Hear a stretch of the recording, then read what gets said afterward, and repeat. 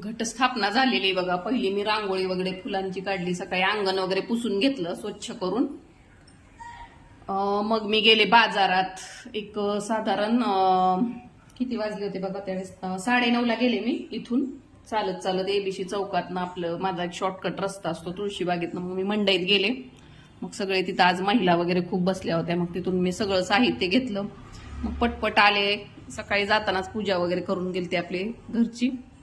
आणि मग सगळी पूजेची मांडणे वगैरे केली.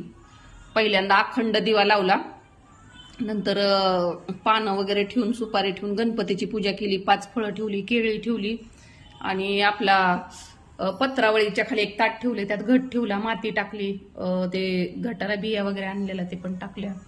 पानांचा आज मान असतो. आंब्याची पाण्याची विडी लावून नारळ आत पाणी भरलेलं आहे, त्यात एक नाणं टाकायचं, हळदी कुंकाचा धागा लावायचा. आणि मागे आधी दुर्ग्याची बी पूजा करायची, मूर्तीची मागं केलेली, आपल्याकडे जागा नाही म्हणून. आणि इकडे ओटी भरून घेतलेली, नैवेद्य ठेवलेला आहे. आणि अशा प्रकारे पूजा आपली झालेली आहे संपन्न. आणि सकाळ सकाळ सगळं जाऊन आणलंय मी. घटस्थापना हा अखंड दिवा असणार आहे. हा पण नाही का आता अखंड ठेवायचा आहे 9 दिवस.